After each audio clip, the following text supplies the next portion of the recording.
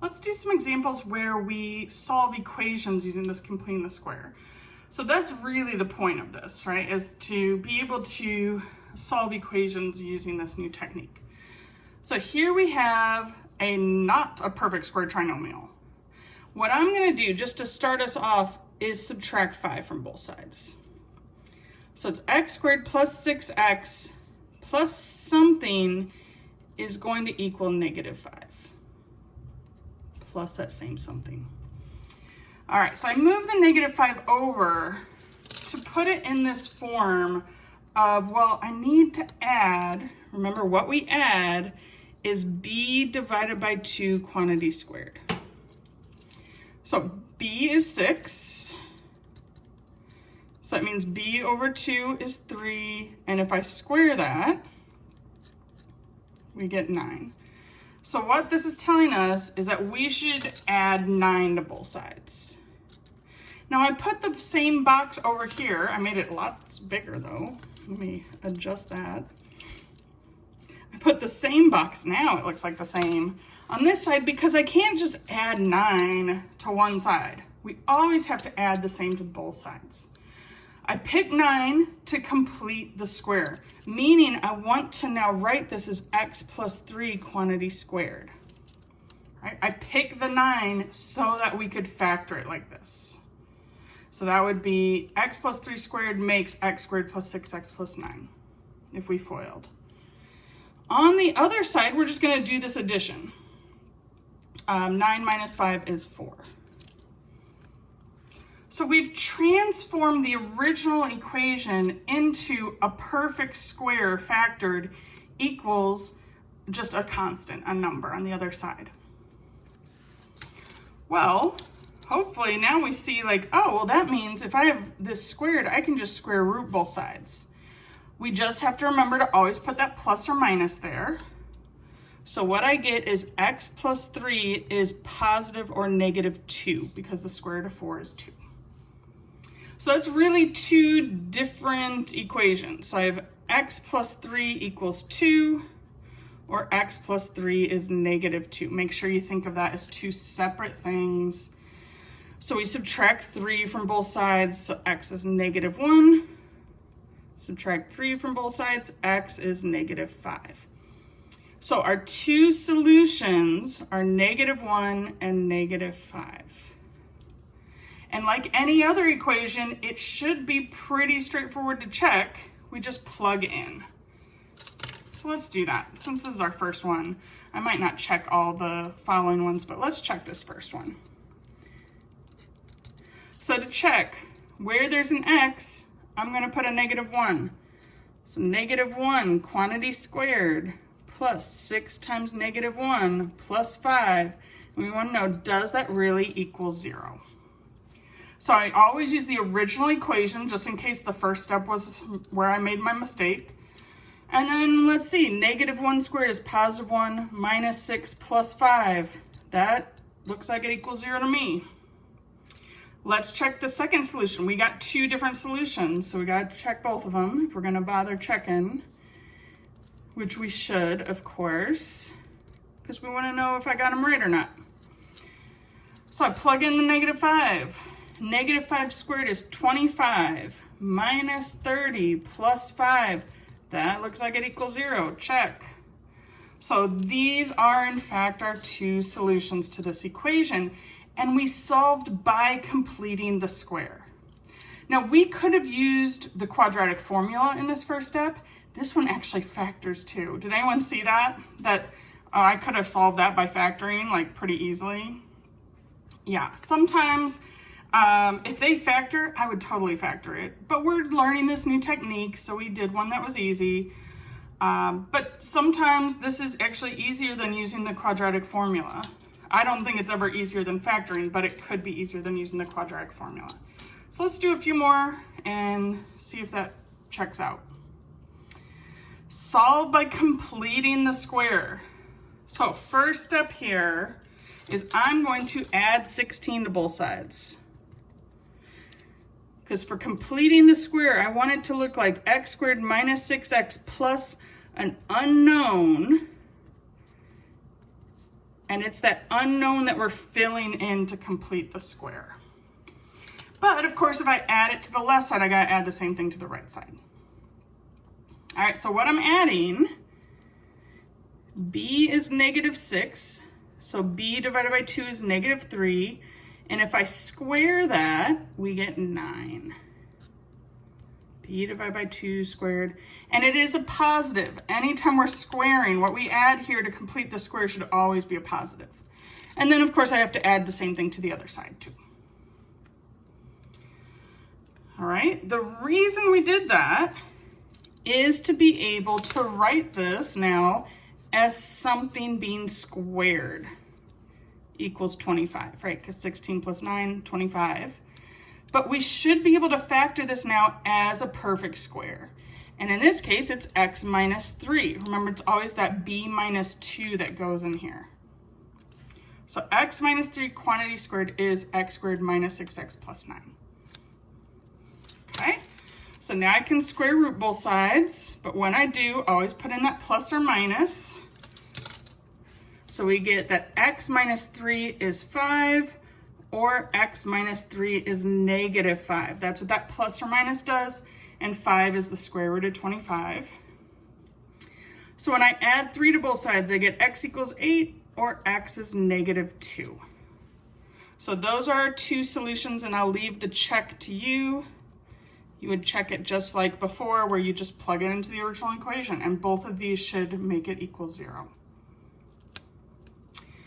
All right, let's try another one. Hopefully we're feeling like, oh, this isn't as bad as maybe it seems. So first step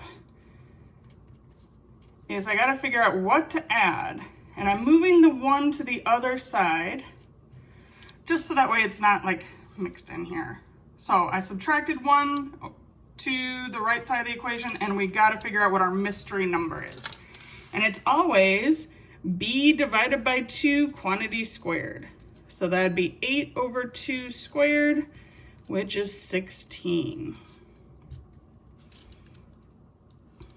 All right, so it's always half of b squared goes in this blank. And we gotta add 16 to both sides because that's just the rules of solving equations. Okay, the point of this was to get it as something squared. Well, x squared plus 8x plus 16 is x plus 4 quantity squared. It's always that b over 2 that goes here. And you could always FOIL to sort of verify that it equals this. And then on the other side, I get 15. Okay. They're being a little more complicated with us in that 15 is not a perfect square, but we can still use this technique because we have a perfect square on the left side. That's what's more important. So I get x plus 4 is positive or negative square root of 15.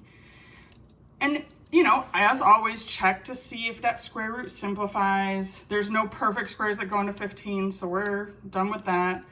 I'm just going to subtract 4 from both sides. So x is -4 plus or minus the square root of 15. Or if we're writing it as a solution set, it'd be -4 plus square root of 15, comma -4 minus square root of 15. Nice. So, you know, it's not quite as nice as having whole number answers, but it's the same thing. And that's what we would have gotten if we had used the quadratic formula on the first original equation. Okay, 2 more of these before we try something else. This one. Well, first I add 8 to the other side. All right, so it's going to be x squared plus 3x plus something equals 8 plus that same something. That's what we're starting with. And the something that we're adding is b divided by 2 quantity squared. So b is that 3. 3 over 2 squared is 9 over 4. Don't let the fractions mess with you. Fractions are our friends. Okay. So what we're trying to do with completing the square is to get this as a binomial squared. And it's going to be x plus 3 over 2. Remember, it's that b over 2 that goes right here. Because then if I square it, that's where we're getting the 9/4. Equals, on the other side, we are going to have to get a common denominator. So this would be 32 over 4 plus 9 over 4. And I got that just by multiplying by 4 over 4. 32 over 4, 9 over 4. So it looks like 41 over 4. Once we simplify. Okay, square root both sides. Square root, square root. Make sure you put a plus or minus on there. So what I get is x plus 3 over 2 equals plus or minus, and I'm going to think of the top and the bottom as two separate pieces when it's a fraction like this, especially when we have a perfect square in the denominator, but even if not, because remember, we don't want to leave square roots in the bottom of our fraction. So square root of 4 is just 2. Square root of 41 doesn't simplify, so we just leave the top like that. All right, last step, subtracting 3 over 2, subtracting 3 over 2, and I get x is negative 3 over 2 plus or minus square root of 41 over 2. If you want this to look more like what the quadratic formula will look like, because remember, that's the other option for solving this, I could put this together in one fraction, and then it looks just like the answer to like a quadratic formula kind of problem. All right, and of course you can put it in curly brackets, right? And check. If you were checking, I would probably get a decimal approximation to check and then plug it in. All right, last one. First step, add 1 to both sides. I don't want to mess with that 1. I want just x squared plus 1/3 x plus some unknown equals 1 plus that same unknown. And I'm anticipating it being a fraction, which is why I made the box so tall. All right, our b is 1/3. So we need half of b is 1/2 times 1/3 or 1/6. And if I square that, it'd be 1 out of 36. So remember, we always square it for this term. And then how it's going to factor would be x plus 1/6 quantity squared. So x plus 1/6 squared is the same thing as x squared plus 1/3 plus 1/36. If I add something to the left, I gotta add the same thing to the right.